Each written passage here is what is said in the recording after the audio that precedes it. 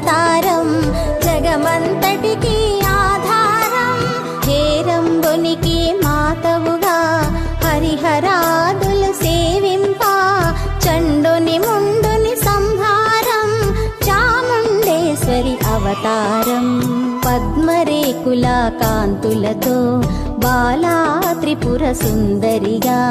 హంసవాహన రూపిణిగా వేదమాతవై వచ్చితివి